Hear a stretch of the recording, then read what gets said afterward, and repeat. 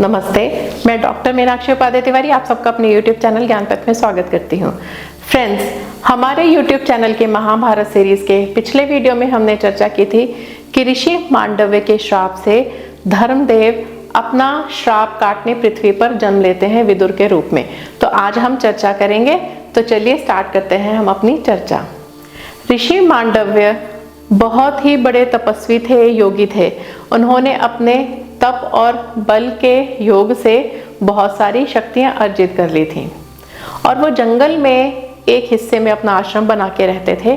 बरगद के पेड़ के नीचे हमेशा ध्यान मग्न रहते थे। एक दिन की बात है कि शहर के साहूकार के घर से कुछ चोर उनके आभूषण चुराकर जंगल की तरफ भाग आते हैं और राजा के सिपाही उनका पीछा करते हैं। जब चोर जंगल में आकर देखते हैं कि बरगद के वृक्ष के नीचे मांडव्य ऋषि तपस्या कर रहे हैं, तो उनके सरदार के मन में विचार आता है कि इससे बढ़िया जगह छिपने के लिए हमें कोई और नहीं हो सकती। वो अपने साथियों को ये आदेश देते हैं कि ये जितना भी आभूषण है जो हमने चुराया है, ये ऋषि मांडव्य की कुटिया में छुपा दिया जाए और हम भी वहीं चलकर छुप जाते हैं। और वो लोग ऐसा ही करते हैं और कुछ देर के बाद राजा के सिपाही उनका पीछा करते हुए उसी स्थान पर आ जाते हैं और क्या देखते हैं कि बरगद के वृक्ष के नीचे एक ऋषि बैठे हैं, तपस्या कर रहे हैं। उनको ये ज्ञात नहीं था कि जंगल के इस हिस्से में ऋषि का आश्रम है। उन्होंने सोचा कि इस निर्जन स्थल में कौन आएगा, और जो सिपाहियों का जो हेड था, मुखिया था, वो ये सोचता है कि हो ना हो जो चोरों का मुखिया है वो वेश बनाकर यहाँ बैठा है ताकि हम धोखे में आ जाएं। और वो आता है और ऋषि मांडव्य से प्रश्न करता है कि तुमने क्या यहाँ किसी को आते हुए देखा है? तो ऋषि मांडव्य की तरफ से तो कोई उत्तर नहीं आता क्योंकि वो अपने ध्यान में मग्न थे। वो सोचता है कि जो सिपाहियों का हेड था, मुखिया था, वो ये सोचता है कि इन्होंने इसलिए उत्तर नहीं दिया क्योंकि यही चोर हैं। वो दोबारा पूछते हैं कि तुमने कहाँ धन छुपाया है? कुछ उत्तर नहीं आता है। तो वो समझ जाता है कि हो ना हो ये इसलिए नहीं बोल रहा है क्योंकि ये खुद ही चोर है। और वो अपने सभी साथियों को ये आदेश देता है कि जाकर कुटिया की तलाशी लो।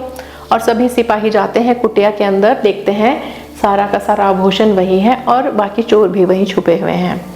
अब उन सबको पकड़ के लाया जाता है और उन चोरों के साथ ऋषि मांडव्य को रस्सी के साथ पेड़ के साथ बांध देते हैं। और जो सिपाहियों का हेड था, मुखिया था, वो बाकी अपने सिपाहियों को ये ऑर्डर देकर जाता है कि मेरे आने तक इनका ख्याल रखा जाए, मैं जाकर राजा को सूचना दे दूं। और उधर सिपाहियों का हेड राजा को सूचना देता है कि हे राजन, जो चोरों का मुखिया था वो तो ऋषि के वेश में था। अब राजा को क्रोध हो जाता है कि ये तो बहुत बड़ा पाप है कि ऋषि का वेश धरकर बैठना, और वो भी चोर को। वो कहते हैं कि और वो जो ऋषि के वेश में चोर है उसको पकड़कर पेड़ के साथ उल्टा लटका दिया जाए और उसे भालों से मारा जाए। और ये आदेश लेकर जो सिपाहियों का मुखिया था वो आता है और ऋषि मांडव्य को पकड़कर पेड़ से उल्टा लटका देते हैं और भालों के साथ उनको मारना चालू कर देते हैं। लेकिन ऋषि जो हैं वो अपनी तप और योग के बल से, उनकी जो शक्तियां थी उसके बल से उन्हें कुछ नहीं होता। वो जीवित रहते हैं, कई दिनों तक पानी नहीं पीते हैं, उन्हें अन्न नहीं दिया जाता है और भालों की उनके शरीर पर एक खरोंच तक नहीं आती है, रक्त नहीं आता है। और ये जो बात है ये धीरे धीरे बाकी जंगल के आश्रमों तक फैल जाती है। बाकी जो आश्रम के ऋषि थे उन्हें समझ में आ जाता है कि उस स्थल में तो ऋषि मांडव्य का आश्रम है। सभी ऋषिगण अपना ग्रुप बनाकर आते हैं और ऋषि से पूछते हैं कि हे ऋषिवर, ये आपके साथ ऐसा व्यवहार कैसे हुआ, ये आपके साथ क्या हुआ? तो ऋषि मांडव्य सारी बात बताते हैं। अब इधर ये बात राजा तक भी पहुंच जाती है कि वो तो ऋषि मांडव्य हैं जिनको सजा दी गई है। अब राजा एकदम घबरा जाते हैं, डर जाते हैं। वो तुरंत आते हैं, ऋषि मांडव्य के चरणों में गिर जाते हैं, क्षमा याचना करते हैं। ऋषि मांडव्य उन्हें क्षमा कर देते हैं, लेकिन क्रोध से भरे हुए वो सीधे पहुंच जाते हैं धर्मराज के पास और पूछते हैं कि हे धर्मराज, ये कैसा अन्याय है? मैंने ऐसा क्या कर्म किया था कि जिसका दंड मुझे भोगना पड़ा? और इधर धर्मराज मुस्कुराकर कहते हैं कि हे ऋषिवर, इस दुनिया में किसी को भी अच्छा फल मिले या दंड मिले वो उसके कर्मों के आधार पर दिया जाता है।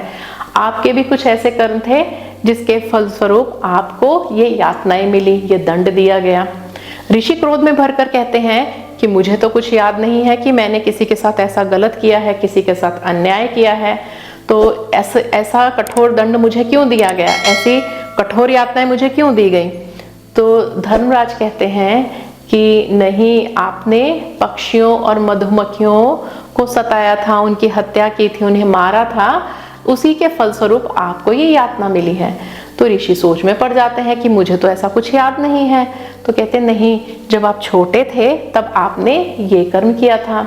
अब ऋषि को क्रोध आ जाता है। कहते हैं कि जो बालपन में की गई गलतियां हैं वो अबोध अज्ञानी करते हैं, किस अच्छी बुरी चीजों का ज्ञान नहीं होता है, और तुमने मुझे ये गलत कर्म की गलत सजा दी है, तो तुम्हें भी मेरा श्राप झेलना पड़ेगा। तुम्हें मृत्यु लोक पर जाकर जो यातनाएं मैंने सही हैं वही यातनाएं तुम्हें सहनी पड़ेंगी। उनके श्राप से ही जो धर्मराज हैं वो विदुर के रूप में मृत्यु लोक में जन्म लेते हैं और अपना जीवन काटते हैं। सो फ्रेंड्स, ये कथा थी विदुर के जीवन से। सो हम अगले वीडियो में हम चर्चा करेंगे अगले टॉपिक के साथ। लेकिन हाँ, मेरा YouTube चैनल सब्सक्राइब करिए, वीडियोस लाइक करिए, शेयर करिए, कमेंट ज़रूर लिखिए। हम फिर मिलेंगे। जय श्री कृष्णा।